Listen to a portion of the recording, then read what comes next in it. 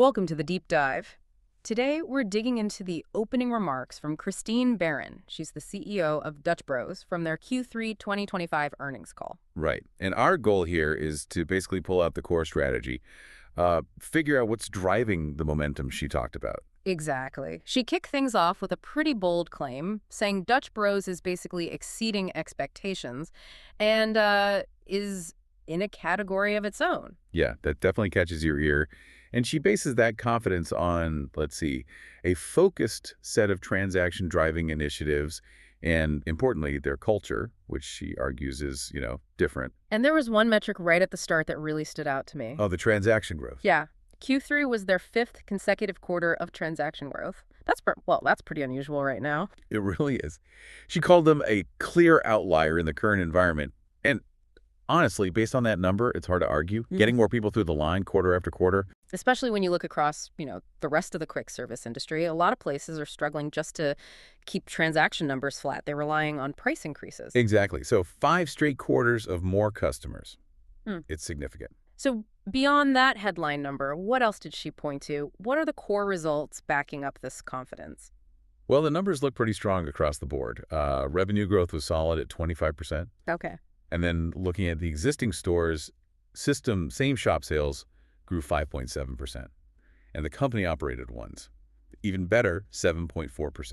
Let's pause on that same shop sales number for a sec. Why is that 5.7% driven mostly by transactions such a big deal right now? Does that put them way ahead of competitors? Oh, absolutely, in this climate. A 5.7% comp, mostly from traffic, tells you their customers are really sticking with them. They're not trading down. They're not pulling back. If anything, they seem to be choosing Dutch Bros more often. And yeah, when you break it down, transaction growth was almost 5% for the whole system and nearly 7%, 6.8% to be precise for the shops they run themselves. So it's definitely traffic, not just price fakes. Exactly. And that's why they felt confident enough to actually raise their full-year guidance for both revenue and same-shop sales. That underlying traffic is strong. Right, that makes sense. And it definitely fuels their growth plans. They are not slowing down. That 2029 goal, what was it, 2029 shops? Yep, 2029 and 2029, still the target. So what did she say to convince people the brand can actually handle that kind of speed, that expansion, without losing its appeal? She pointed to the brand's portability, basically how well it travels. The average unit volumes, or AUVs, that's the average sales per shop, are apparently at record highs. Okay, and why is that key? Because it shows the concept isn't just a West Coast thing. It's working just as well in new places, like the Midwest and the Southeast, where they've been opening a lot of stores. And that physical growth is speeding up too, right? 6 new states this year, 5 just in the last quarter. They're in 24 states now. Correct. But the really eye-opening part is the pipeline for future shops. Yeah, tell me about that. The pace sounded incredible. It is. They're planning to accelerate openings next year, projecting around 175 new system shops in 2026. Wow. But here's the kicker, the development pipeline itself. Over the last 6 months, they've been adding approved potential sites at a rate of, get this, 30+ per month. 30 sites a month. Approved. Approved. That's a massive commitment. Huge confidence in finding the right real estate and, the capital to back it up. They're locking down locations way out of the future. Okay, but that pace raises a flag for me. How do you build that fast, hire that fast, and not have quality just plummet? Which I guess brings us to what she calls their core advantage. Exactly. Culture. She kept coming back to it. The Broistas, their employees, are the heartbeat of our brand, and she claims that service, that interaction, simply cannot be replicated. Yeah, that high-energy, friendly vibe is definitely part of their whole identity. She defined the mission as being a fun-loving, mind-blowing company that makes a massive difference one cup at a time. Right, with values like radiate kindness, get up early, stay up late, change the world. It sounds good, but how does that actually turn into operational results when you're scaling so fast? Good question. Well, she argues it comes from investing heavily in their people. Their drive-through is designed for speed, quality, and service, plus that crazy level of customization they offer. You need really well-trained, engaged people for that. And the numbers she shared on their internal pipeline were pretty staggering.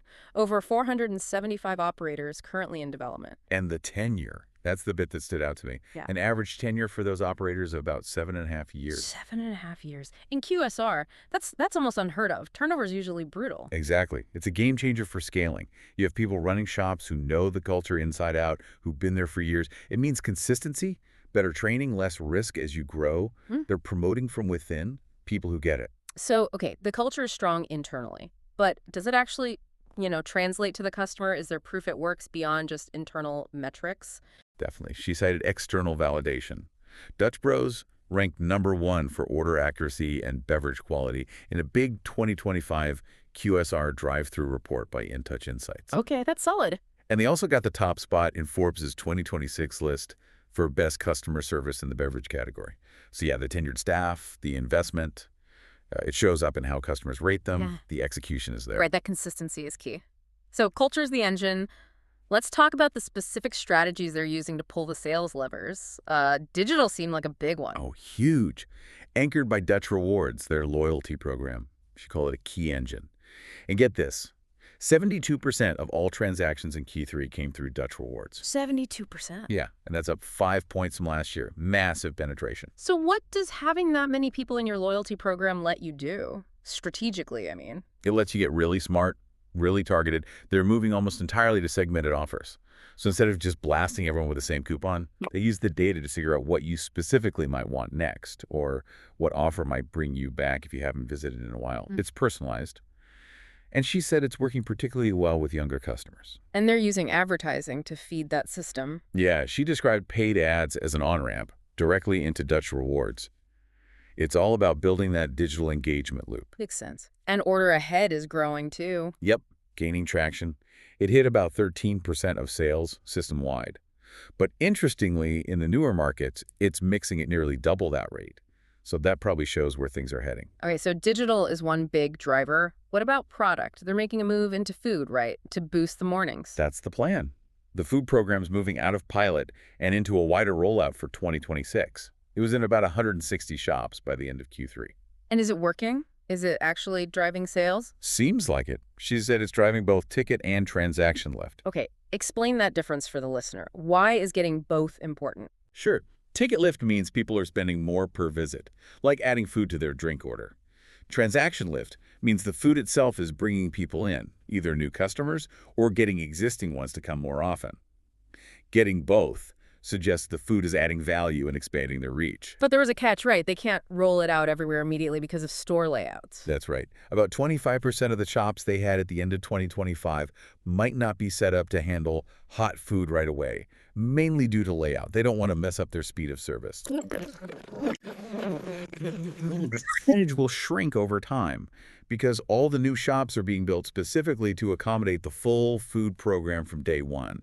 They're prioritizing the core experience. Okay, discipline. That ties back to the third driver she mentioned, beverage innovation. That's always been part of their DNA, right? Since '92, apparently. Yeah. Innovation keeps things fresh, gets people talking, brings them back. She mentioned a few Q3 hits, Blue Lagoon, Mudslide Mocha, Strawberry Colada. But the big one was the fall LTO lineup.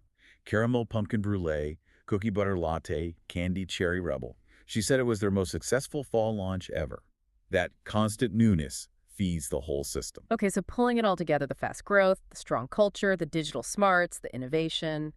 She wrapped it up with a pretty clear 4-part strategy. Sounded like they're feeling pretty confident. Yeah, she framed it as being on the offensive. And the strategy is basically 1, grow our people, 2, grow our shop base, 3, grow our transactions, and 4, grow our margins. It all feeds into each other. Exactly. It's a cycle.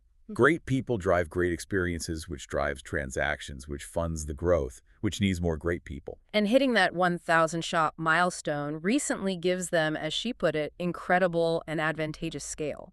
They're a national player now, with a clear path to doubling again. For sure. That road to 2029 shops, built on that unique barista culture, Yeah. that's the thing to watch. Absolutely. Which leads us to the final thought for you, the listener. Given that Dutch Bros insists its culture, that high-energy, authentic, local connection built by long-tenured baristas is its key advantage. how do they keep that intact? How do you maintain that specific cultural feel, that local vibe, when you're sprinting towards over 2,000 shops across dozens of states? What are the challenges of scaling culture, which seems way trickier than scaling, say, logistics or tech? Yeah, that's the billion-dollar question, isn't it? How do you scale the magic? That's definitely the key test for them moving forward, something to think about.